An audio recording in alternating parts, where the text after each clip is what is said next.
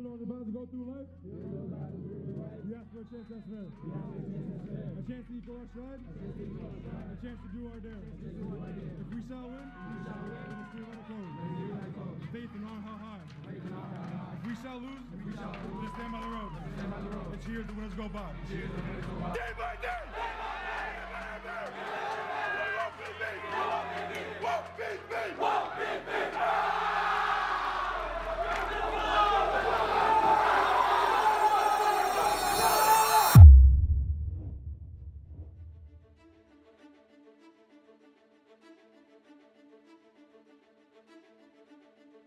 In the heart of New England, where the Atlantic's embrace meets the golden sands, lies a city steeped with both nostalgia and patriotism. Once a bustling haven of seaside revelry in the 19th and 20th century, Revere, Massachusetts stands testament to a bygone era of glory and community pride. Most locals spent their summer days soaking up the sun on America's first public beach. But as the leaves changed, residents would flock to another historic landmark to cheer on their local high school football team. In the 20th century, visiting teams would travel to Paul Revere Stadium to take on the Beach City Boys of Revere High School.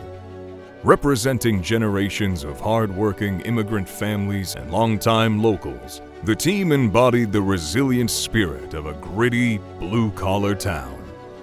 Revere's heyday remains etched in the memories of its longtime residents. Among many current and former locals lies a poignant truth. The love of Revere transcends its borders. Well, here's our remembrances of Revere Beach when we were kids. We still have that love for the city. A friend of mine, Ani Manjovi, and I used to jump out of the car and scare the hell out of people because we would get on this walkway, one on each side, hold on to the bar with one hand and run up to the top of the high point. And the people behind us, because we'd be in the front car, especially the girls, would be screaming, "Get back in the car!" And they're screaming all over the place. And that was our fun. Teasing them. I grew up at 306 Park Ave in Revere, across from what used to be Frank Panaccio's Bibby shoe repair store. I was a 3-minute run from my house to Paul Revere Stadium. We played tag rush there, half ball, pink ball, pimple ball, and everybody used to go there and play stickball. I didn't hang around the house. In fact, I knew when dinner was ready because a lot of times if my mother was making fish, I could smell it down at the park. I lived on Reservoir Avenue. Vane Street was our rivalries in those days. No, they thought they had the best street. We thought we had the best street. We had the toughest guys. We were the best athletes. They thought they were. So it was a rivalry. I mean, we used to even have rock fights, and they were down from us, and we were like, we had a hill seeing them down, and one of my friends got hit in the head, and it was crazy. Rock fights, you know? Yeah, I grew up in Revere. 36 Ambrose Street, Revere, Mass. The house is still there, but not the way it was. My neighborhood was an ethnic neighborhood of all Italians, 99%. You had real tough neighborhoods at the time. You had very nice neighborhoods at the time, like it is today pretty much. I mean, everybody fought every once in a while, but it wasn't because of the color of their skin or their religious beliefs. It was because neighborhood fights. Kids fight. You got on the ball, the Ambrose Park where I grew up, and you could try and play baseball down there. Then you get the kids coming in from the projects, and they wanted to play. Oh, really? This is our park. Go play in your park. No, we're playing here. Oh, really? Okay, let's go. Let's have it. The only time we ever had any battles was when the Beachmont kids came up to Broadway. And then we had a few fisticuffs. Growing up in Revere, we had a certain edge about us. We weren't scared. We're as good as you, and we'll prove it. But we weren't dirty, but we were tough. We had no fear. And I think that's what Revere was about. You know, that's mental toughness. The 1960s in America were a time of profound change and unrest, with the civil rights movement, the Cold War, and the rise of counterculture shaping the nation's identity. The kids in Revere absorbed all of this, finding meaning and escape in their tight-knit community. What was it like to live in Revere in the 60s? Different. Different than a lot of the surrounding towns, yet very much the same. Exciting. We were the Beach Boys. It was like when you visited another town or played against another town. They considered us punks, you know. As a matter of fact, there was a place in Revere along the beach called Punk's Corner. We were looked down on as like an immigrant town, blue collar, and yet we thought we were kings. Revere Beach was ours. Broadway was ours. Park Avenue was ours. And you just felt comfortable.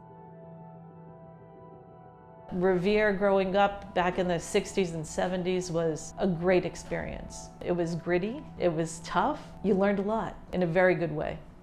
Everyone knew everyone certainly knew my dad.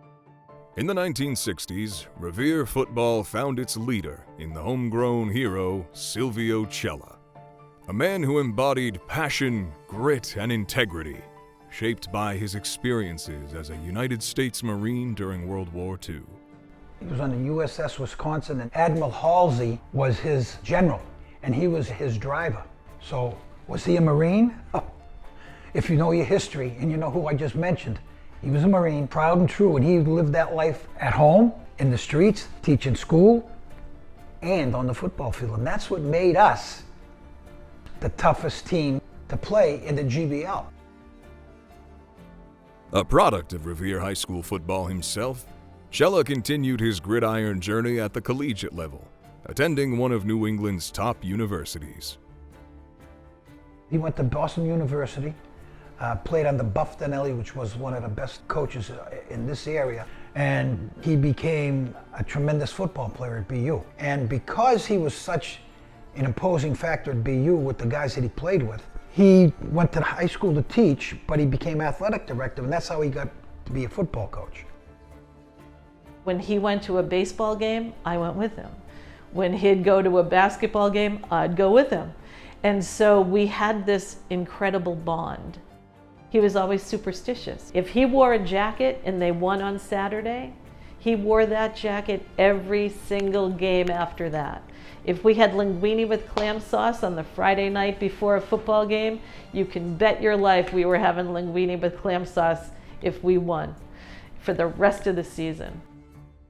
Under the leadership of Coach Cella, the Beach City boys of Revere not only learned the game of football, but took in the values of dedication, teamwork, and perseverance. To them, football was more than just a game. It was a way of life, a passion that ran deep through the veins of every player and fan alike. Football was everything to us. You played football for pride of the city. You wanted to win for the sake of pride. In Revere, our kids stayed together like brothers. They wanted to play together and they wanted to fight together, not fist fight on the field together, and that's what they did. Fans would rally to Paul Revere Stadium to support the team every Saturday afternoon. Among the thousands in the crowd were many aspiring patriots. I spent the time on the wall. I was a ball chaser, but I watched all those 1950s players growing up and wanting to be there in that park, play football and baseball. I fell in love with their jerseys. They were red, white, and blue and had white on the shoulders with stars. They were the best looking jerseys I ever saw. I got to wear it when I was called up as a freshman, and they let me in. I carried the ball and went for like 10 or 15 yards, fumbled the ball, and cried. Although fun to watch from the stands, football was never an easy sport to play. Back in the day, they learned how to play football blood and guts. Fullback, tailback, guards pulling, tight ends pulling, and everybody's hitting. Nowadays, you have this foo-foo football, I call it. You know, you got 3, 4 wideouts. You got one back, maybe no back, and you got the quarterback dancing in this field. And he's throwing the ball down the field, and everybody's catching. Everybody goes crazy. That's great football. I'm not knocking it. Not my style.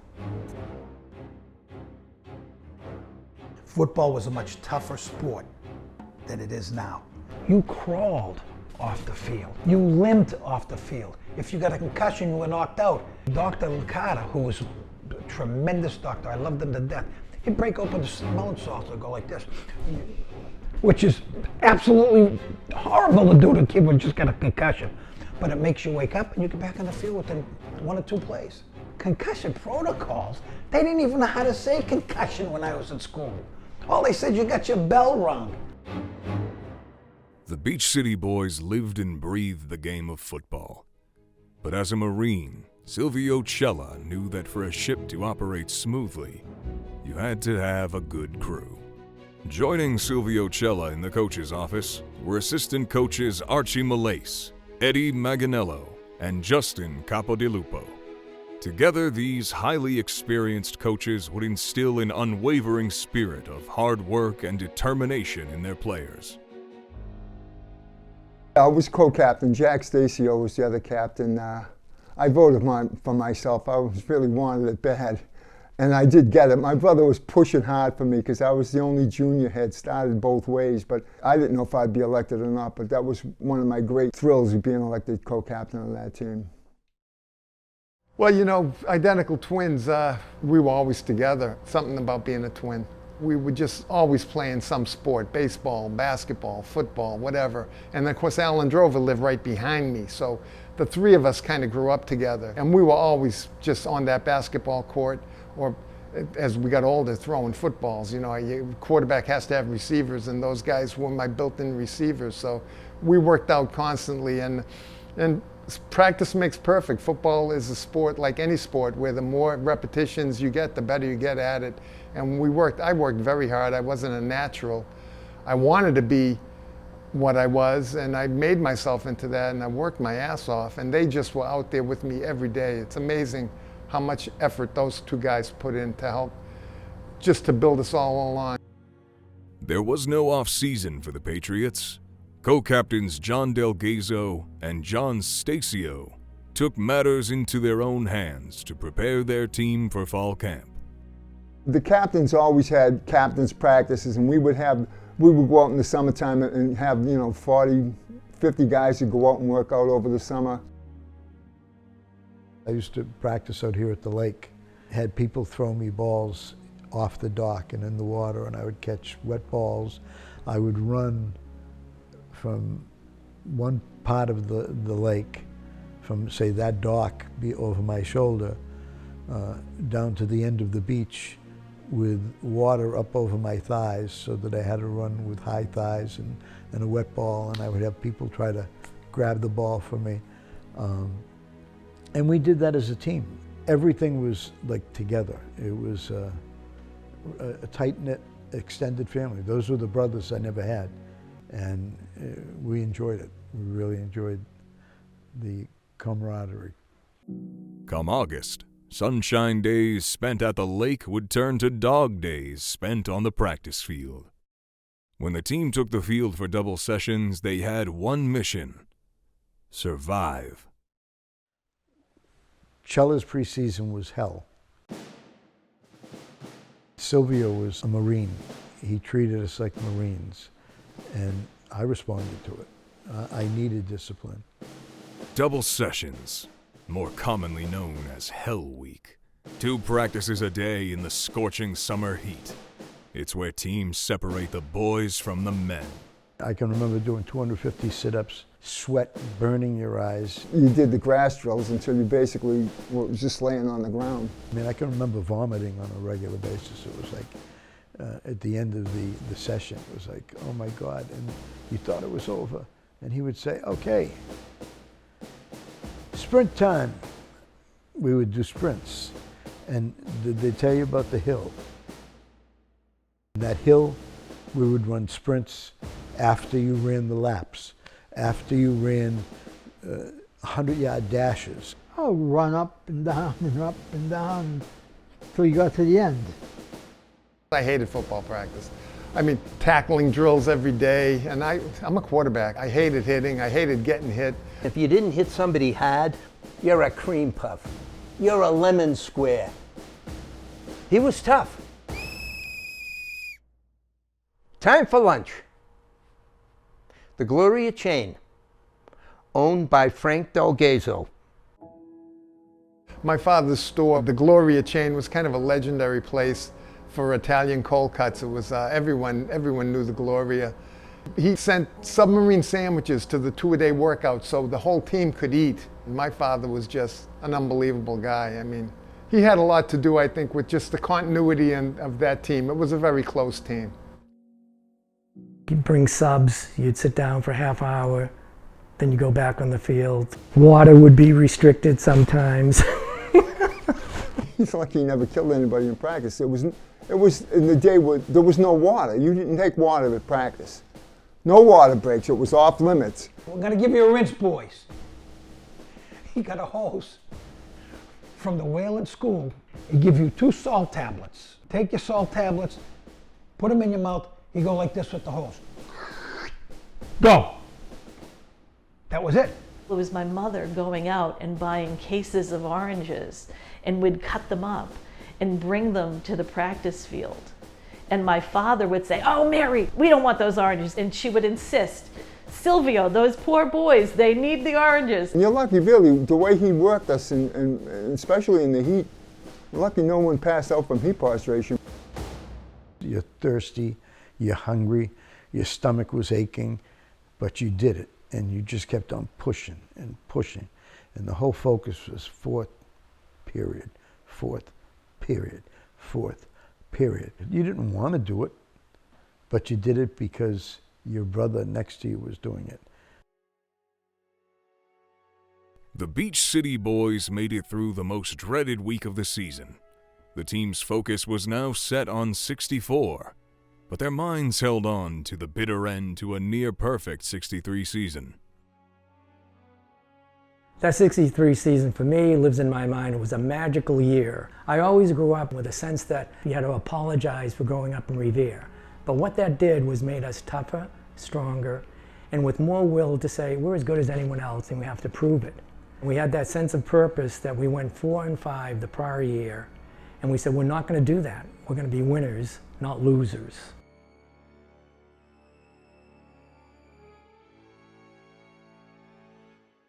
We were 7-1, almost undefeated, but for New Bedford. I think we underestimated New Bedford. They had read about Delgazzo as a junior being the best quarterback in the state. And they just executed better.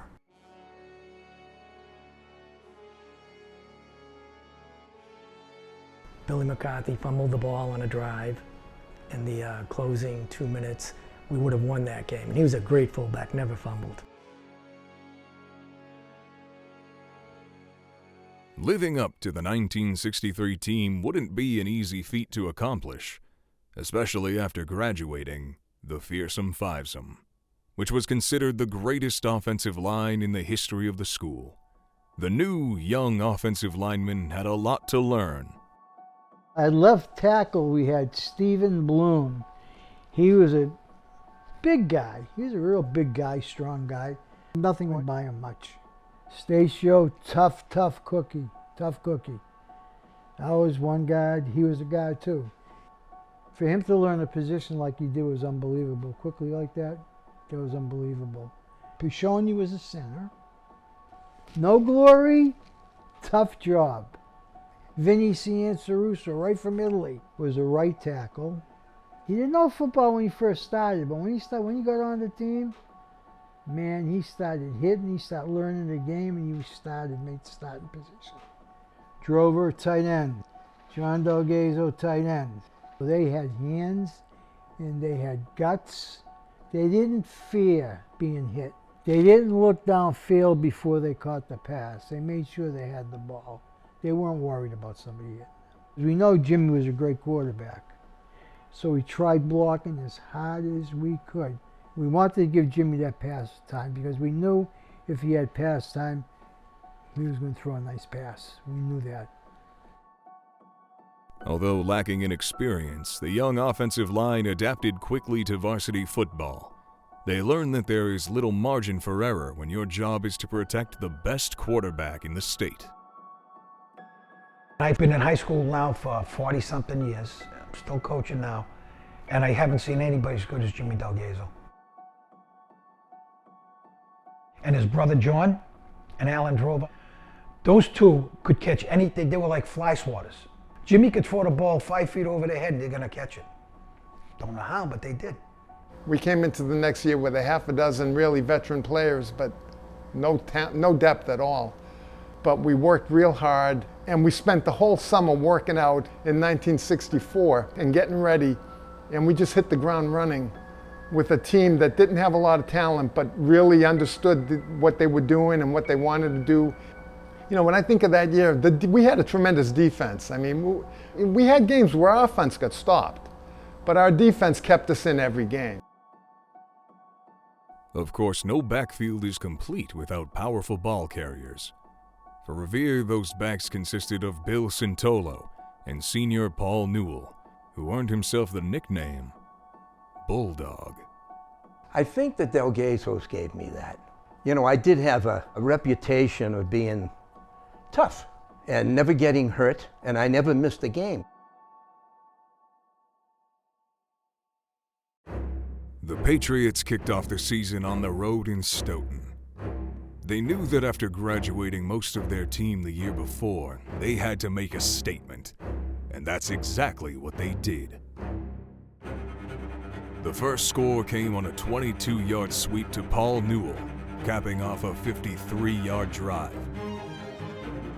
Newell scored again on a 35-yard run, which found him heading out left and swinging out to the right, showing off the elusiveness that made him such a dangerous back. The team emptied the floodgates early, scoring 2 back-to-back touchdowns in the first 5 minutes of the game. Quarterback Jim Delgazo would show off his strong arm, hitting on 13 of 19 passes thrown that day, one of them being a touchdown pass to Victor Mancini. Victory number 1 was now in sight for Revere, but it didn't come without some fourth quarter dramatics. We had a fight. Tempers flared near the end of the game with a Stoughton defender squaring off with none other than Jimmy Delgazo. I think the kid sacked me and threw me to the ground pretty good, and I got up and I threw the football at him, and he got in my face and I punched him. Now the stands are all coming down in Stoughton and everything. And, you know, funny, I guess I was lucky I didn't get suspended for the season, probably. You know, it probably could have been a real catastrophe, but yeah, that definitely happened. Talk about stupid. Coach Cella took Delgazo out of the game, giving second-string quarterback Ron Iovana some reps to end the day. Revere came out on top, winning by a score of 22-8. Jimmy was such a great kid. He didn't want to come out. He wanted to bury you. And that's the attitude you want. The team handed Stoughton what would be their only loss of the season. The next game saw them making their way back home to Paul Revere Stadium for a classic battle with their neighbors from the north, the Lynn English Bulldogs. For the opposition, the game plan was simple. Key in on Revere's Bulldog. English quickly went to work, keeping Newell away from the end zone. Unfortunately for them, this allowed for Bill Cintolo to score the first points of the game, capping off a 60-yard drive. Revere's second and final score of the day came through the air when Jim Delgazo hit Victor Mancini with a 63-yard touchdown pass.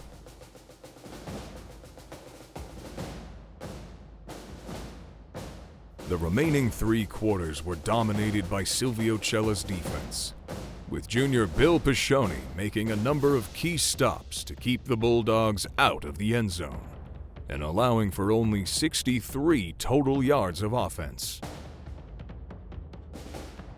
They were good. Those Lynn teams were pretty good, Lynn Classical and Lynn English, but we had good luck with them, with both of them. The best offensive game of the season came just a week later in a blowout win at home against another neighbor, the Chelsea Red Devils. On a sweltering Saturday afternoon, receiver Victor Mancini struggled against the heat, his already weary body feeling the strain. I remember I was sick. I didn't know if I was going to be able to play. I was kind of dehydrated, and it was a very hot day.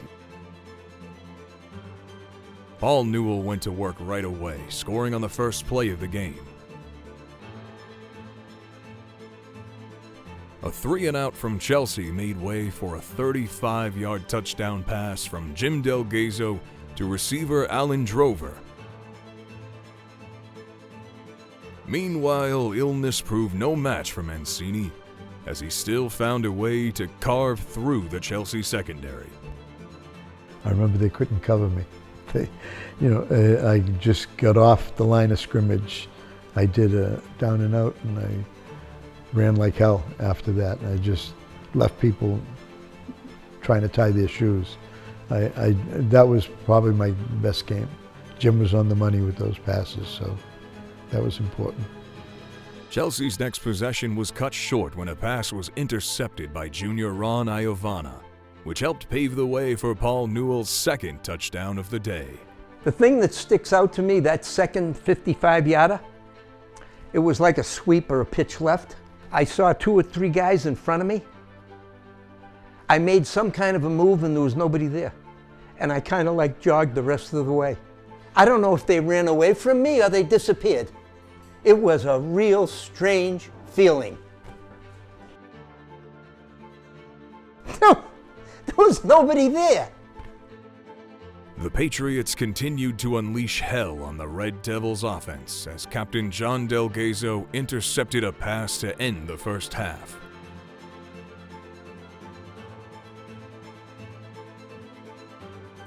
The final nail in the coffin came in the second half when Jimmy threw a 45-yard bomb to his brother John, resulting in an overall 55-yard touchdown and the first brother-to-brother connection of the season.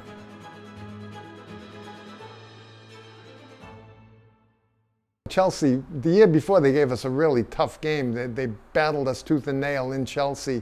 They had a good team. That was probably one of the best games we played all year. The best game they played all year had the press talking. Some were comparing Jim Delgado to Lynn legend Harry Aganis, which was enough to fire up their next opponent, the Rams of Lynn Classical. It was at the Manning Bowl in Lynn where Revere would get their first real test of resilience. The torrential rain turned the playing field into a mud pit, limiting both teams to single scores throughout the game. Down 1 point in the waning seconds of the fourth quarter, the Patriots had to bank on a miracle play to clinch the victory.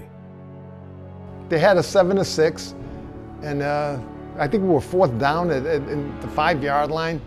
And of course, I was looking for my brother. I was always looking for my brother on 4th down, including college.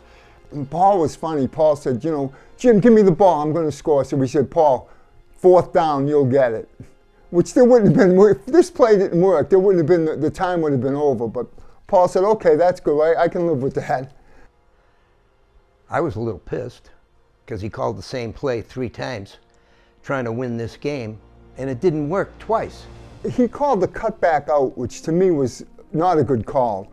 A cutback out meant that I would go down, take 2 steps to the inside, and then go back to the flat. Whereas a cutback in, you would go down, run a couple of steps to the flat, and cut over the middle. That was our bread and butter play. It was a much easier throw. It was a lot closer. He called the cutback out for some reason, so we ran the play, and it was a long throw for him. It was a sideline throw, basically. The kid was there. He tipped the ball. The defender got a hand on the ball, hit me in the shoulder pad, and ricocheted out in front. I dove out to get it. I barely got it before it hit the ground. I mean, the water was this deep. I looked at the referee, and he signaled it was a catch. When I saw the ref give me the catch, when I saw him go like that, I said, oh my God, it's a touchdown. And that was it, we won. Before I knew it, there was like 50 people on top of me. I swear to God, I thought I was going to drown. I mean, the water was up there. I said, Victor, get these guys off me. I'm going to drown.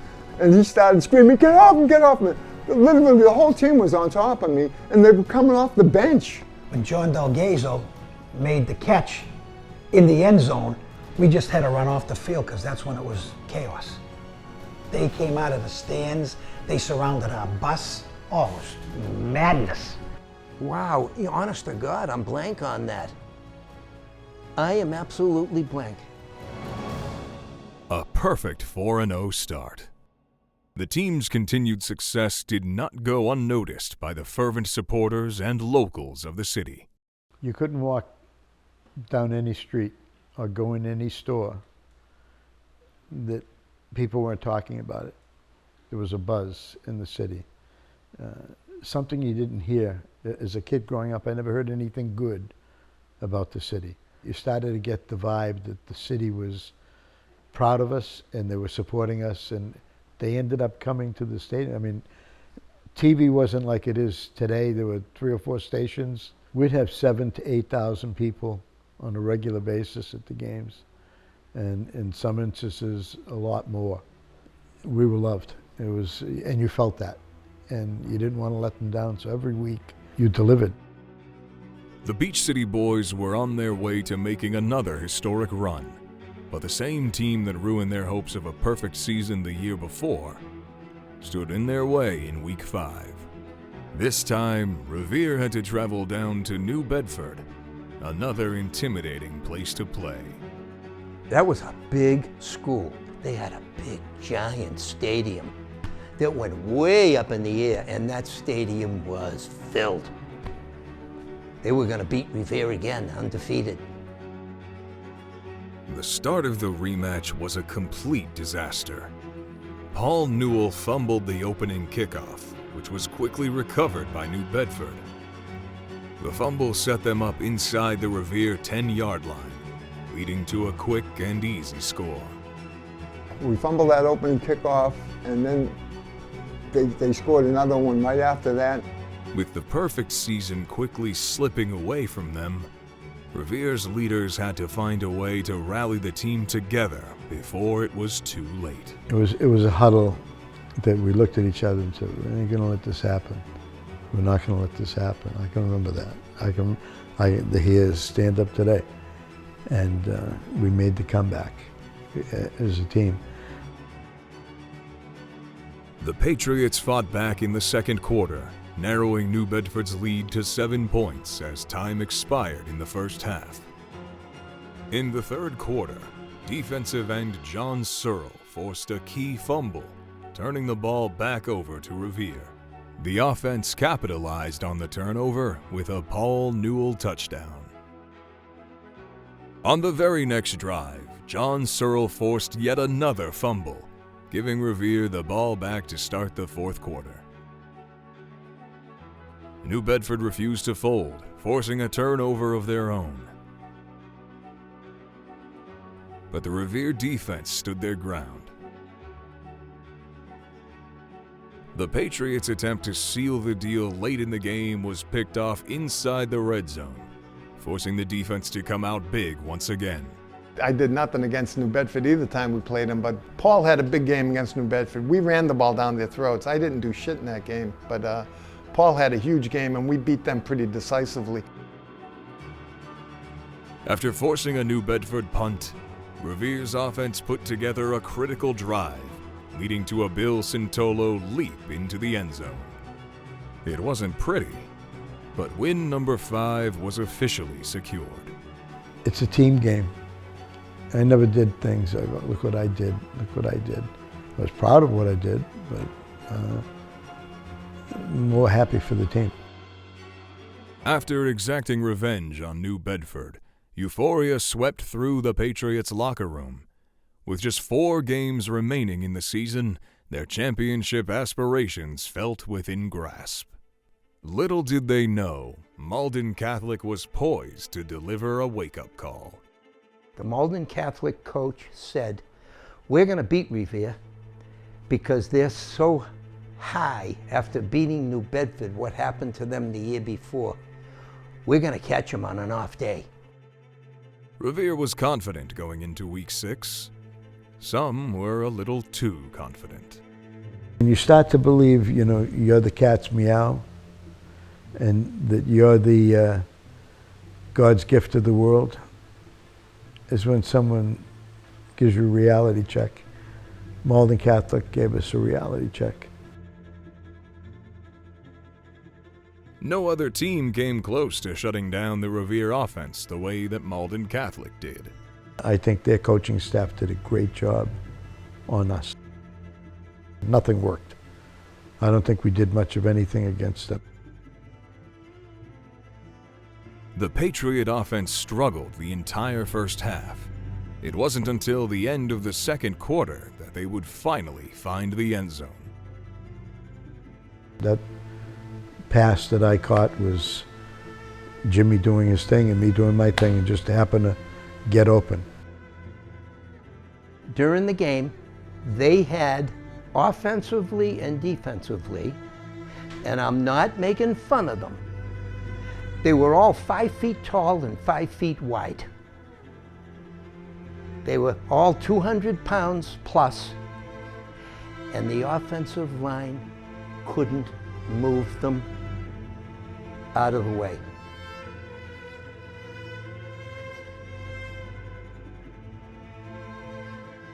After a scoreless first half, Malden Catholic's offense began to click in the third quarter.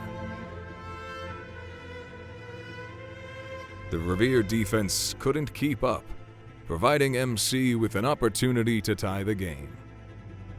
They scored a one-play touchdown. The kid hit it like a 60-yard touchdown pass. Fortunately for Revere, the point after try sailed wide left, leaving the score at 6 apiece. Once again, the game came down to the final seconds. Hoping for another miracle play, Jim Delgazo threw consecutive long bombs to his top receivers. None of them connected. And that's why that game ended up being tied 6-6. It was like we lost. I remember coming back on the bus from the stadium, going back to the high school, and there were some people in the stand that were they seemed like they were happy that we didn't win. The team's hopes of competing for a Class B championship in November suffered a serious jolt after the tie. But Coach Cella knew there was no time to dwell on the past. Revere's only option was to regroup, refocus, and win big in North Quincy. The Revere offense exploded from the very start of the game. Jim Delgazo delivered a record-breaking performance, connecting with Alan Drover not once, not twice, but 3 times in the end zone.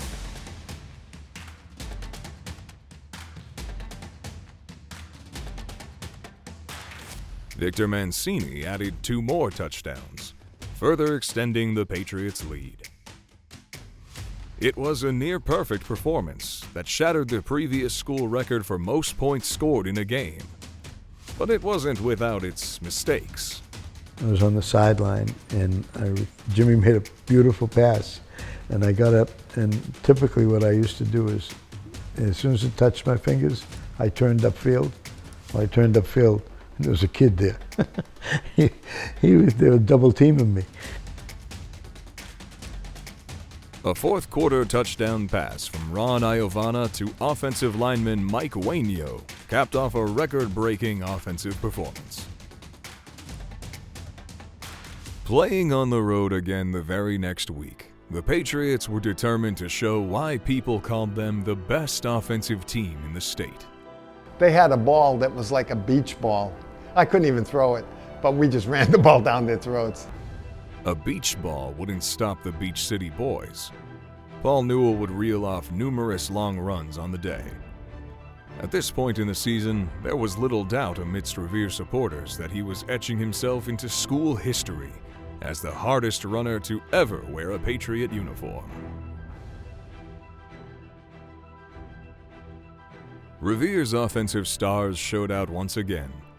Victor Mancini's 25-yard touchdown run opened up the scoring. A 60-yard pass from Delgazo to Drover would follow soon after. The defense would stand strong as they did all season long. A Bob Medeiros interception would prove critical as it stalled out a highly talented Newton South offense. The turnover would make way for another big play from Paul Newell. I caught a pass in the end zone from Jimmy. That was my last score.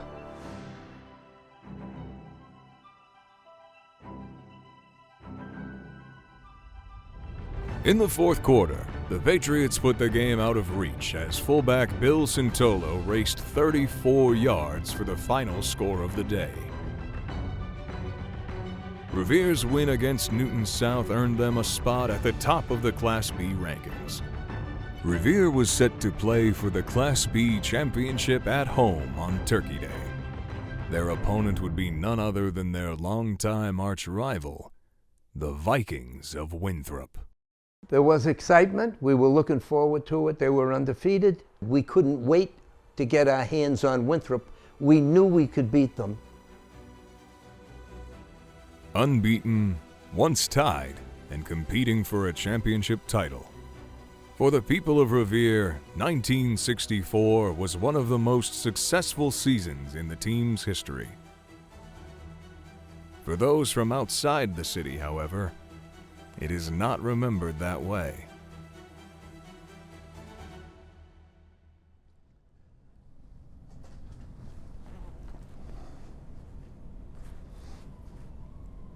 I've been working as an attorney for about 50 years. I'm partners with a fellow who went to high school in North Quincy, and one day he came in, he said, I don't remember you, but I remember we beat you guys in 64.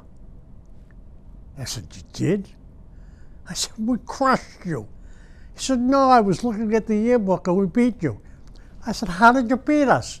He said, we beat you 1-0. I looked at him and I said, you're a football guy. You understand football. You're an avid fan. You know that the only way somebody can beat you 1-0 is if you forfeit the game. It wasn't until the Patriots were preparing for their shot at a championship title that controversy would suddenly hit. And it all came up maybe a week before Thanksgiving Day. I mean, all of a sudden it was a problem. A mysterious caller ignited a media frenzy by reaching out to Neil Singolese, a prominent sports writer at the Boston Globe. The caller's claims cast doubt on Celler's adherence to the rules, particularly concerning the eligibility of one of Revere's star players, Paul Newell. In 1964, rules mandated that a student athlete could only participate in sports for 8 consecutive semesters. You were considered ineligible if you participated in sports after 8 semesters. Rumors began circulating that Newell was playing as a 5th-year high school student, but the truth was more complicated.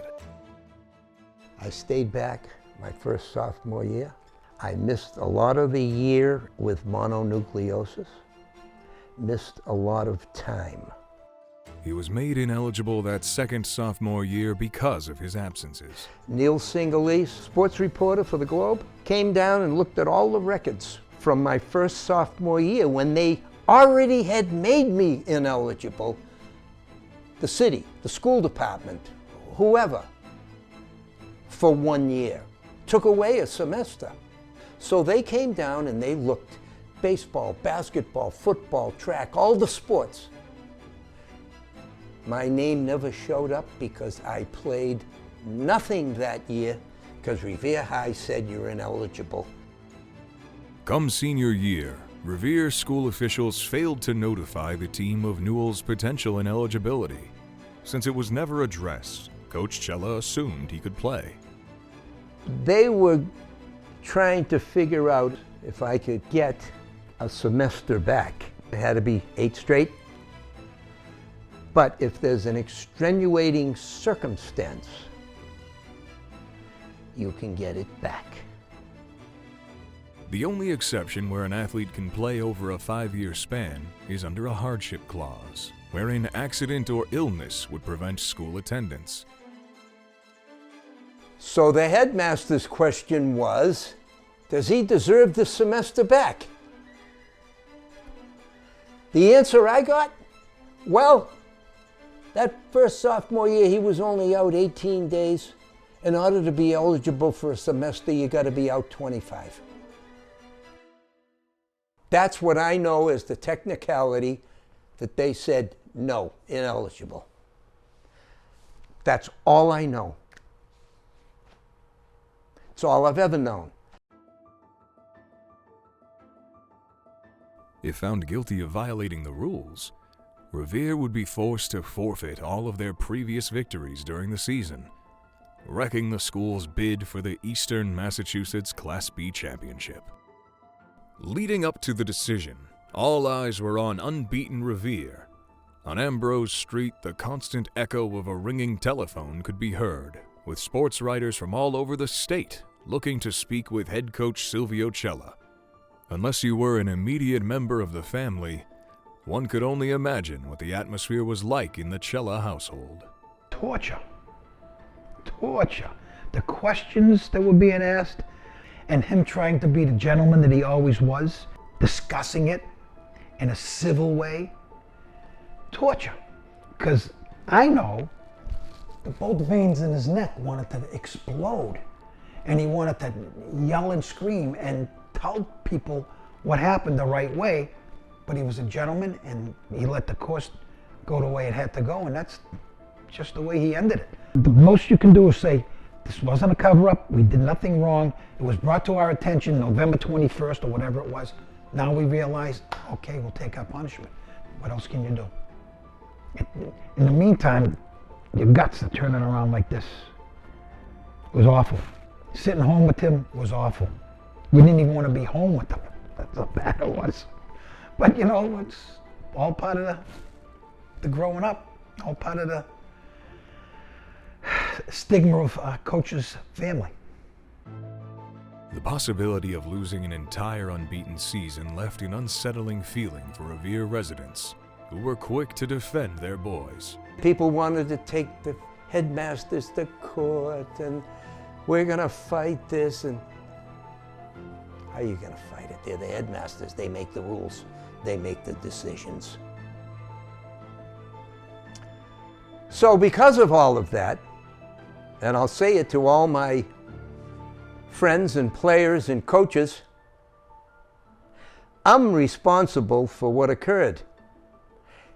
I created it in my life by staying back. School might have made a mistake. I came back, played my junior and 8 games in my senior year. If I had it to do over again, it wouldn't be this way. I'm sorry. I lost your season for you. And I have suffered for it, not so much now, but for many years afterwards, answering these questions.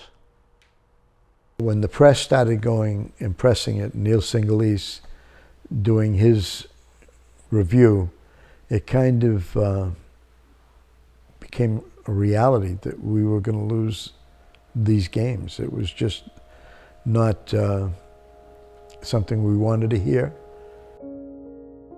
On November 21st, 1964, the headmaster's decision was made.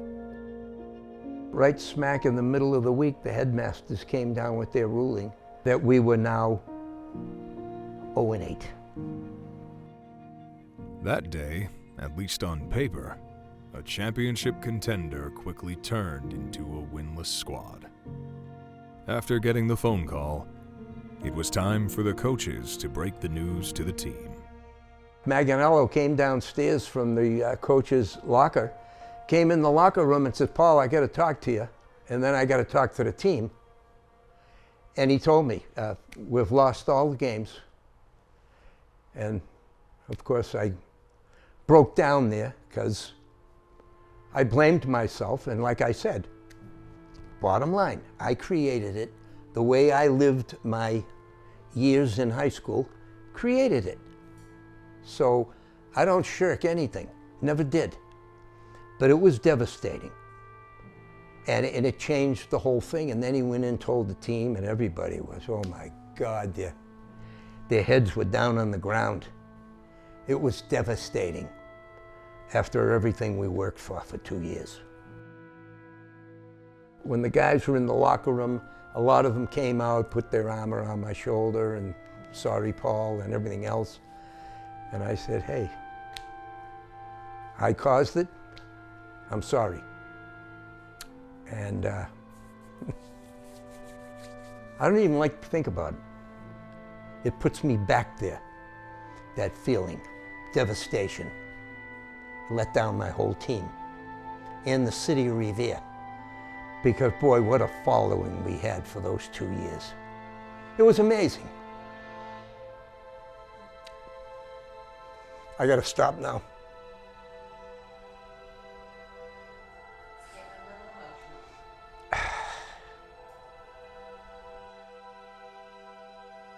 As an attorney, when you have somebody's life in your hands and you know that the rest of their future depends upon whether you do your job correctly or not, it becomes pressure on there. You know, you want to do the right thing, and it's not always that easy.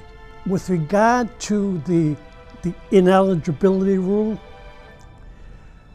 I find it almost incomprehensible because it had nothing to do with the players. You know, that day I heard those words that we forfeit all those games, my whole body went numb. You know, we should have known before the season started that Paul was ineligible. He had stayed back. He was a prominent ball player. He was staying back, and you can't do that. And we were told, you're okay, it's okay, he's going to be all right. We got our intestines, our chagardias, as we used to call them, kicked in when we lost all the games because of an ineligible player. Unbeknownst to anybody on the football team, no one knew it. So we just got booted right in the ass, and we're expected to come back and play. The devastating news was enough to discourage the team from suiting up on Thursday. With the championship no longer hanging in the balance, the coaches and the seniors knew that they had a difficult decision to make. Whatever cards you're dealt, you got to deal with them. We were dealt the cards that we knew it wasn't going to change. I was upset that Paul couldn't play. He played with a broken hand, you know. He played his ass off. He did the same things we did. And to have that taken away from him was not fair. But like I said, life isn't fair. You're confronted with things that are beyond your control, and all you can do is change the inevitable outcome of a loss and turn it into probably your finest win ever. For the average person, the easiest decision would be to give up. But for the Beach City boys, the thought of giving up just didn't sit right. It was quite a shock when it happened, yeah. It was like, oh my God. We were all like walking wounded when it happened. We were mad, we were unhappy. It wasn't like anything Winthrop did. They didn't do anything, but we needed to show that you know, we were still able to win a big game. When you come from Revere, you don't start off with people thinking very highly of you. But no matter what people might think of us, when you show that you have that verve for life, it's important. It would have been easy to say, the hell with this. They don't want to believe in us. We'll go somewhere else. We don't, it's high school stuff. It doesn't matter to us. But what they did to us is they tried to take something that belonged to us. And if you're a Revere guy, you never allow somebody to take from you what you earned, what you fought for, what you worked for. We had the intestinal fortitude to continue to fight.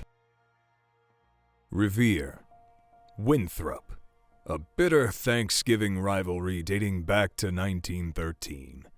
The two neighbors would sever relations twice in their storied tradition as a result of massive brawls taking place during the 1927 and 1945 Turkey Day games. It wasn't until the late 50s and early 60s that the teams would see each other again on the gridiron. But the '64 edition of the Thanksgiving Classic would mark the first holiday tussle in a renewed series. The 1964 Winthrop Vikings were a standout chapter in the school's long history of football success. Like Revere, Winthrop's squad was stacked with homegrown talent, especially in the backfield. Winthrop was also undefeated.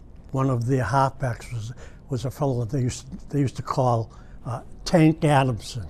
Okay, big as hell. I mean, he was a big guy, hard to hit, and when he hit you, you felt it. You knew he hit you. Coach Cella knew that he and his staff would have their hands full trying to stop premier back Stephen Tank Adamson, so the team immediately went to work. As the team prepared for Thanksgiving, one of the coaches noticed unfamiliar faces observing their practice. The players took this seriously, fearing that Winthrop might be scouting them. One of our assistants, Eddie Manganello, he had a friend who I guess he played college football with the Brandeis. He was the head coach at Newburyport. Winthrop had skunked them 46-6. That was the league game for Winthrop at that time. But he gave us a film. We had the game film from that game.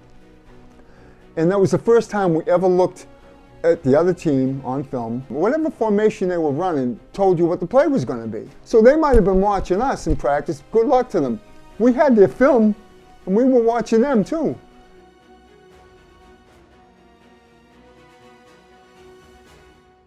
They may have had the game film, but it would have been counterproductive to let the opponent know their game plan. Assistant coach Eddie Manganello decided to confuse the supposed spies, moving some key personnel into unfamiliar positions. I was the most viable alternative as a running back because I had been very successful running. I can run the ball. So they put me there.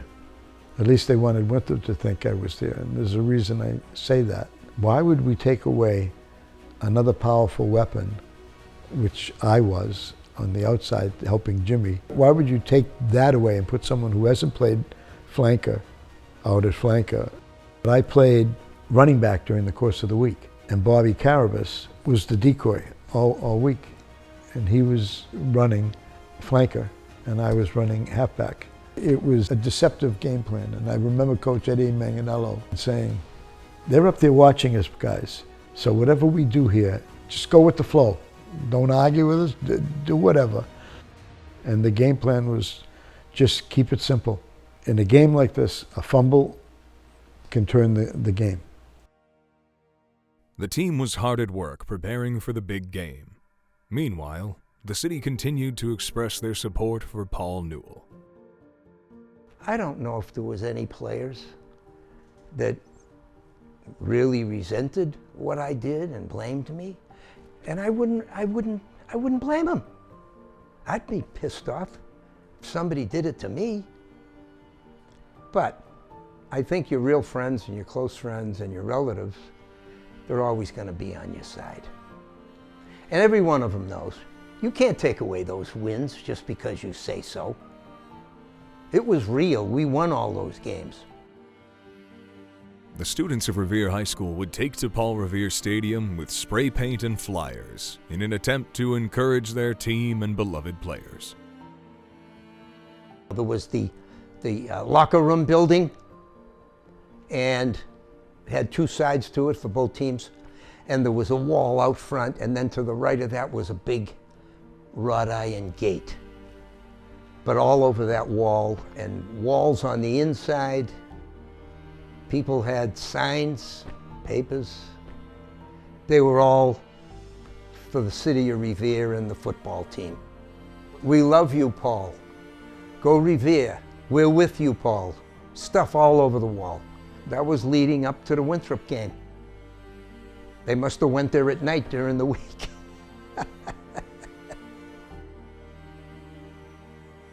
Despite the heartbreak leading up to the game, the city of Revere continued to band together. Players, coaches, staff, and students all rallied to support their team. For the fans, a Thanksgiving victory was hoped for, but for the team, it was expected. I went right up to Paul Newell and I said, I'm winning this game for you. You're not going to have this on your shoulders. They would rather have died on that field and left their bodies on that field than lose. And they wanted to bring it back to Paul. After being postponed to the following Saturday due to heavy rain, the final game of the season arrived at last. On November 28, 1964, the Beach City boys woke up and made their way to the high school locker room, with the goal of proving their true worth to the city and the entire state. We were downstairs at the high school getting dressed. Could hear a pin drop. You would hear the band outside clanging the cymbals or banging the drums, getting warmed up there. Outside of the mumbling and the slow rumble of voices up in his office, you never heard a thing. At the time we had the metal cleats, so you heard metal cleats scuffing on cement, on a smooth cement. Other than that, there was nothing. And the bus ride over, you'd hear every once in a while one of the kids say, "Let's go, let's do it." Just as we got to the stadium by the front gate, my father, I can't remember what he said, but he let the dogs of war out. To this day, Coach Cella's words still echo in the memories of his players. Silvio kept telling us, it's yours. They want to grab it from you. It's yours. Go show them it's yours. Neil Singalise's article stated that the ineligibility ruling would take the starch out of the Revere-Winthrop Thanksgiving Day game. That prediction could not have been more wrong. The game was a Thanksgiving Day game, but we played on Saturday because it rained lightly, but the whole North Shore showed up for the game. And you had to see that crowd to believe it, is all I could tell you. When the crowd saw us and the roar went up, they had shivers. They were in awe when they came on the field and saw the crowd and the horses. You could not see a patch of ground. I wanted to weep. I said, these guys love us. Here we are, to some people, losers. You know, the crowd wants to see a championship team. When you're losers and everybody comes to watch you, you know they care about you. Fans didn't give up on us. Coaches didn't give up on us. Nobody gave up.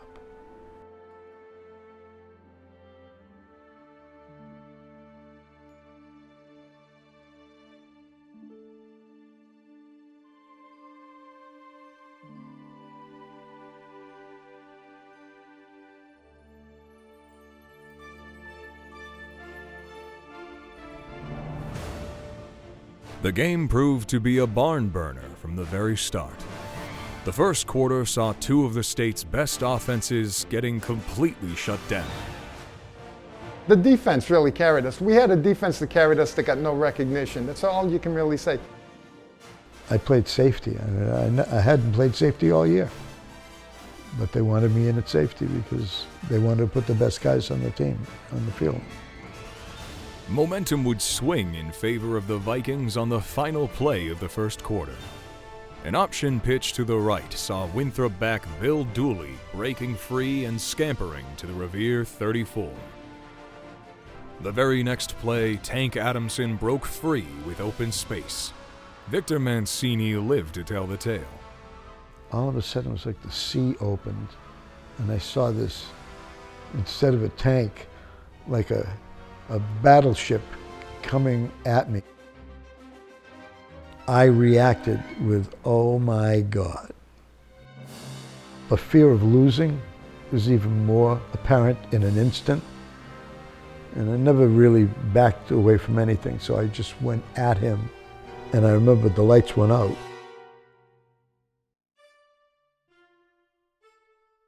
When I hit the ground, my face was in the dirt, and Adamson was in the dirt too. And it was like, good.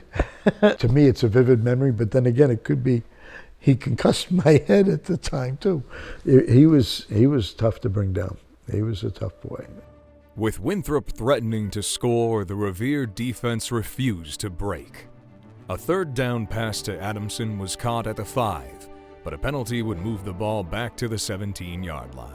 The penalty would prove a drive killer when the Revere defense sacked Winthrop quarterback Lance McFarland for a 6-yard loss on a 4th down. Once again, the Revere defense rose to the occasion. Jim Delgado would sling the rock on the ensuing Revere possession, connecting with his favorite targets, Victor Mancini, Bill Santolo, and of course his twin brother John.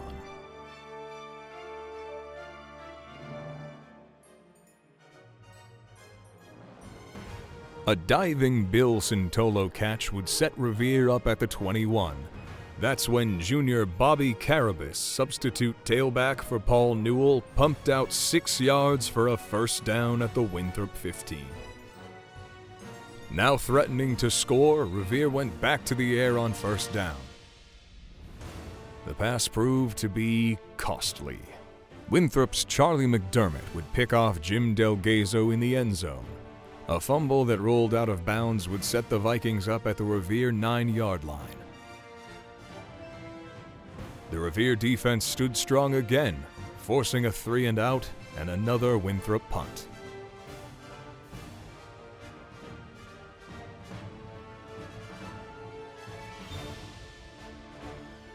With time running out to the half, Revere tried to hit Winthrop with the element of surprise. Bill Santolo would take the toss and sling the ball downfield. But once again, Winthrop's Charlie McDermott was there to make the interception. At the end of the 2nd quarter, the score remained tied at 0.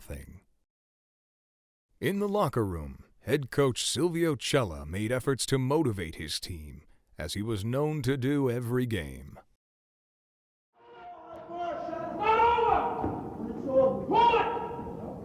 Let's stay with this plan now.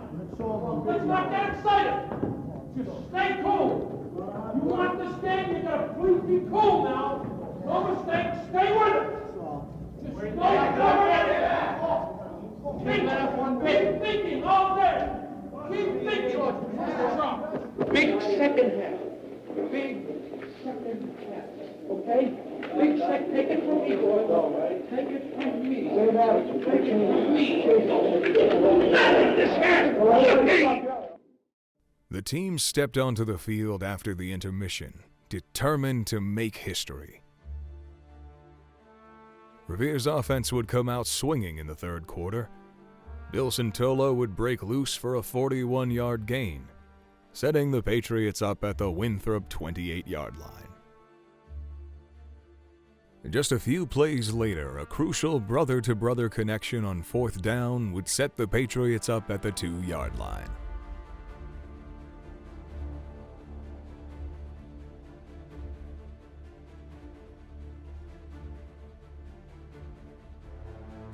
After a 1-yard quarterback sneak, Revere would try a combination of run and pass plays to punch it in on 2nd, 3rd, and 4th down. Unfortunately, all 3 attempts would end in failure.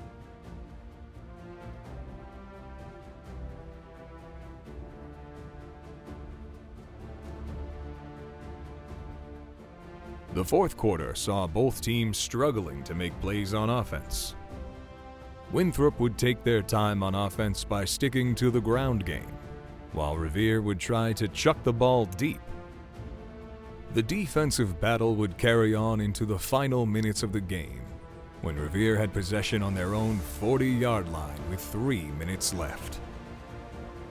Seeing that this may be their final possession of the game, the Stars of Beach City gave it their all.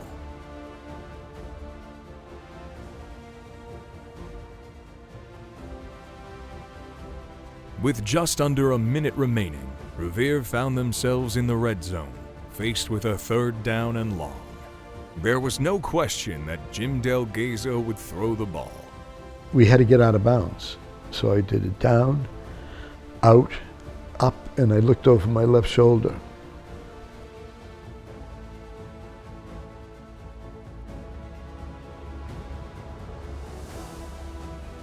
When I caught the pass, a lot of people thought that I scored. I just wanted the first down. I knew I had to get there. I got there, Jimmy put the ball there, and I caught it, and I kept in bounds. So it was exciting, but the fans were all over us at the time, so it was like they thought it was a touchdown too. And half the people that I know to this day, I swore you scored. You scored the final touchdown. No, I didn't. I did not score a touchdown. I got the first down. And that was on the front page of the Globe. So that was a big thing for me, personally. Mancini's catch set Revere up with a 1st and goal, but they weren't in yet. With less than 10 seconds to go, the team had to get creative. I'm in the huddle. I'm like trying to come up with a play, and my brother, nobody talked in the huddle. No, they knew better than to talk in the huddle. John says, because he knew he could get away, he said, what about a running play? So we literally drew a play up in the dirt. We went in the formation with 2 wide receivers that were going to crack back, pitch the ball to Billy, and he would either take it wide or cut it back. I think sports are, in essence, life lessons, because it showed us that you have to want something, you have to work for it, and then you've got to perform. When everything is down on the line, you've got to believe in yourself and everybody around you. When you are in a situation like that, when everything around you is moving, it's almost dizzying, because you feel the pride that they've chosen you to take the chance to score that TD. And you've got it inside you. I can't let them down, I can't let them down. Your whole body is, I can remember my whole body was shaking. I was so riled up. I was so anxious. And then, hut one, hut two, I go left, right tackle, Jimmy hands me the ball, and I'm in. The crowd was just wild. Young kids would come up there. Everybody wanted to come up and talk to you and shake your hand and this and that. It was like, could anything be better than that? It was phenomenal to win that game. Just unbelievable. Billy went in for the touchdown, and biggest score of his life at that point. And he was happier than pig and shit. That play didn't exist in our playbook. We made it up, and we scored. And we hit a 2-point conversion pass. I hit my brother on a slant, and that was it, 8-0. And we kicked off, and the game was over. It's like, wow. You almost couldn't have drawn it up any better if you were trying to. That was a win that we needed, and we got it.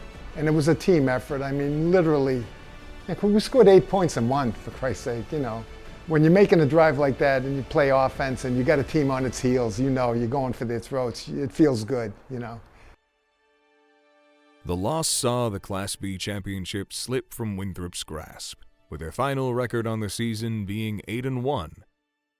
To this day, many Revere players and fans consider the 1964 team to be the unofficial, unbeaten Class B champions. Revere's official record for the season was 1-8. With the final battle won and the season now over, the Beach City boys took the time to celebrate their well-deserved victory. I remember celebrating at Fleetwood that night. Fleetwood Studios had a party in honor of the team. That night, star Winthrop back Stephen "Tank" Adamson would visit the Revere victory dance and personally offer his congratulations to the Revere players. On that same day, 5 Winthrop football players would visit the home of the Delgazo twins to do the same. Although they came up short, the 1964 Winthrop Vikings would set the tone for a program that would see plenty of success in the future. For Revere, the victory was a statement of the grit, integrity, and pride that every player and coach possessed. We hurt them by taking away their undefeated season, really. And they can't say that, well, we beat them or they beat us because we didn't have our best player. No, we beat them. We. I keep coming back to we. We never let adversity get us down. And that was just another adverse time. When I was a freshman, we had this problem. Sophomore, you had this problem. Junior, you had this problem. Senior, you had this problem. This is another problem. It's life. Overcome it, persevere, and go on. And we did. It's strange.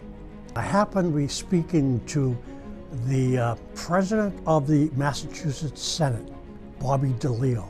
And I can remember a bunch of years ago, he said to me, he said, Billy, I've never said this to you, but I have to tell you, I was at that game. It was the best high school game I had ever seen. And it made me just feel like $1 million, okay, that people would still remember that. Papers were calling my father's house off the hook. The Boston Globe, the Herald, the Record American. You couldn't sit down in my house without an interview being had by my father on the phone till 10, 11, 12 o'clock at night. The phones really didn't ring that much after we beat them. Didn't have to. What we did spoke for itself. You saw a team from Revere that wasn't thought highly of at all go out and prove themselves again without even starting a new season, and they did it without one of the best athletes in the field. And I think that says it all for the type of character that our teams have. Pride, enthusiasm, that's what won that game. Pride and enthusiasm were the cornerstones of Silvio Cella's coaching philosophy. His legacy endures to this day, cherished by both his former players and his family. My dad taught to anyone and everyone. He taught loyalty. He taught pride. He taught being part of a team. He taught whatever you do, giving it 150%. I think that 64 team epitomized all of that. When he passed away, we felt very, very strongly that his legacy should be remembered. And so we started the Silvio Cella Family Foundation to carry on that legacy and to continue to contribute to high school football the way he had done for 49 years as athletic director and head football coach.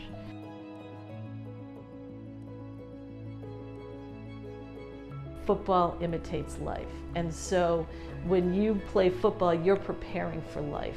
And that's one of the things that my father was most proud about. He loved to win. There's no doubt about it. But he also loved the fact that he was preparing his boys for life, to continue to go to school, to go to work, have their own families, to be productive citizens and good people. Silvio Cella understood that high school sports offered valuable life lessons. After graduation, the Beach City boys came to realize how each wake-up call, practice, and game had profound implications for their everyday lives. For many, these implications were found in the workforce.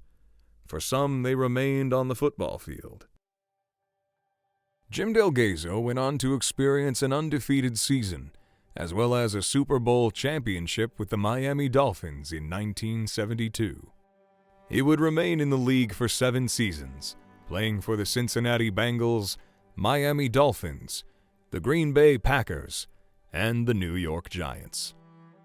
He is the only Revere football player in history to ever make it to the NFL. Despite his personal achievements, he considers his time at Paul Revere Stadium to be special. Nothing is as pure as high school football. Football after that is nothing pure about it. College isn't pure, pros isn't pure, high school is pure. I think it's the love of the game, the love of the city. You know, it's a job after that. College, if you have a scholarship, it's a job.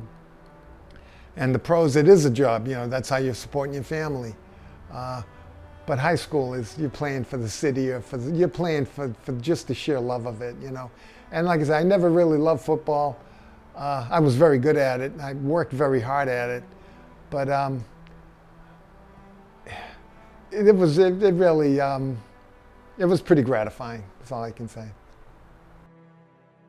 For many players, the lasting memories of high school sports transcend the field, providing a foundation for navigating life after high school, equipping them to face adversity with resilience and unity. The 1964 season is a season I think about all the time at home. You know, to this day, it was a time I felt of such unity and oneness with people. We learned how to become men, how boys became men. It was the biggest thought I got. I said, if I can go through something like this, there's nothing in life that I can't go through. It was very enjoyable being in Revere, and the city was big time. They loved the football. We spoiled them. They had a couple of good years. They had a couple of good years after we left. They went to a Super Bowl after that in the early 70s.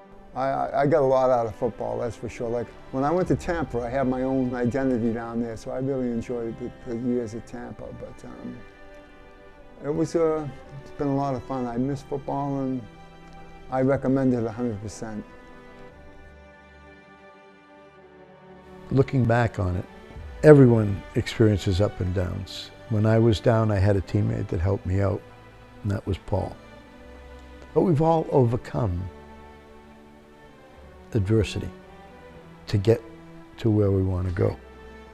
I reflect back in time as to those days on the rocky fields, working out and not giving up, working harder than you could imagine. My ability to consult on one basic need, which is the desire to be the best that you can be within your field, is something that I've sold after being repeatedly told, no, you can't do it. And I've done it. And I've done it, and I've done it because of those sweaty, hot, perspiration-filled days with salt running in your face and your forehead. And I smile, and I remember the days running on the beach, catching wet footballs from Jim Delgado, you know, running around in the lake trying to, you know, stay in shape. I remember being told, no, you're too small. Well, why am I playing nose guard at 119 pounds as a freshman? Why? Because you don't have to go from A, B, C. Go to from A to D. And I was in the backfield before the quarterback even knew what was happening. And with that, that's about all I have to say. So. For others, high school sports symbolize passion, camaraderie, and a deep appreciation for one another.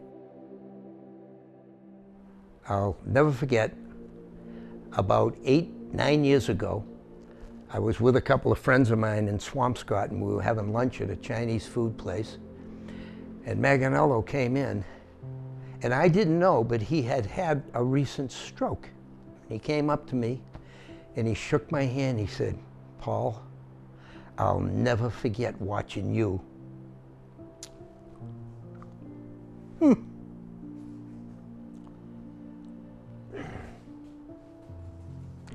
Carrying the football. He said, it was tremendous enjoyment for me. And this was a guy who just had a stroke. I wanted to say to him, why didn't you tell me that 30 years ago? But that's something I'll always remember in the aftermath, him coming up to me. I was on the school committee in Revere for a long time.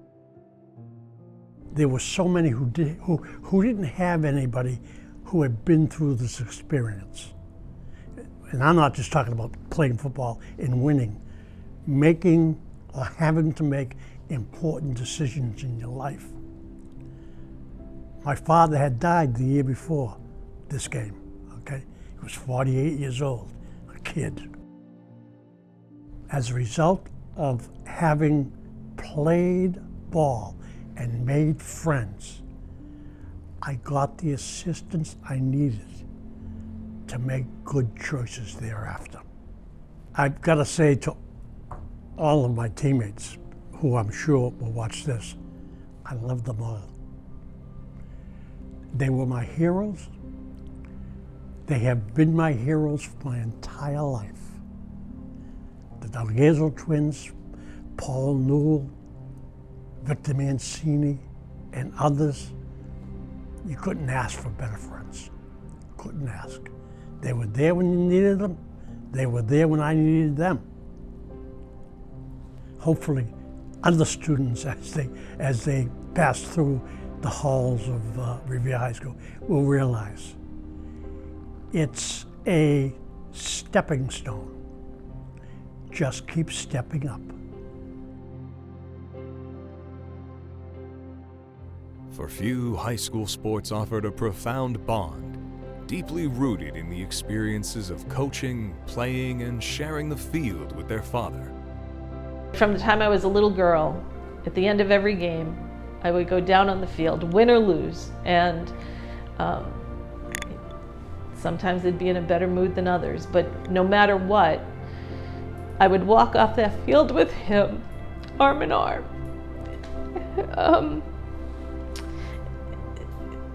That's a memory I will never, ever forget.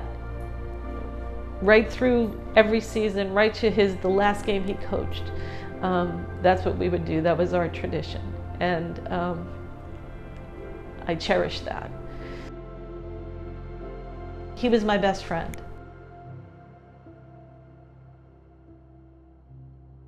The Beach City Boys of 1964 were a testament to resilience and honor. Despite being stripped of their undefeated season and a chance to compete for a championship title, they chose to step onto the field, driven by pride and integrity. Their unwavering spirit and determination to prove their worth transcended the record books, embodying the true essence of champions. In the face of adversity, they showed the world that true victory lies not in titles, but in the courage to stand tall and play with heart. It can be difficult to describe such a team using only one word. Character. They had character. Over and out. Clap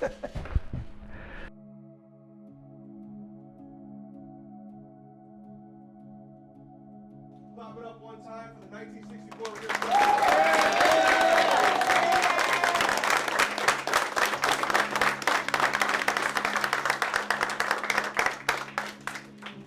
Be tough and believe in yourself. Believe in your brothers. This is it. You're going to take this team with you for the rest of your life. Yeah. The same 110% you're putting into football, put into your careers, and remember your teammates. They'll have your backs for the rest of your lives. Look at my guys. We had coaches that motivated us to be all we could be. Try to be as best you can all the time. You're representing the city. Just go out there, play as hard as you can, right, and beat their ass today, okay? What you guys have to do, and do it well, is hit somebody!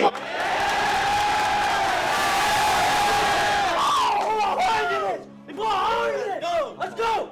Let's go! Boom on me, boom on three! Tick, tick, tick! Ladies and gentlemen, today we're celebrating 60 years of history that happened here in Revere. And these guys behind me, along with support from their cheerleaders and the help of all their coaches, who was supposed to go undefeated, but they couldn't. And we had the greatest game on Thanksgiving, and we were there to make a statement. On the way down here, I looked up the #1 song from Thanksgiving in 1964, and it was Leader of the Pack. And this group behind me quite frankly, we're all leaders of the pack in 1964. Tonight, we unveil this historic banner that will be laid across our field house this year to the Revere 1964 undefeated championship football team. Congratulations. You're long overdue. All the scores on. Let's put it together for them. Pick it up. I want my cleats. Yeah. You got them? I gave them back. 60 years later, the seasons continue to change. The landscape evolves, as do the people, yet the spirit of patriotism endures. And as the ocean embraces the golden sands of Revere Beach, the memories of the past embrace the future. Patriots of old and patriots of today must come together, learning from the triumphs and challenges of yesterday, to face the promises and trials of tomorrow.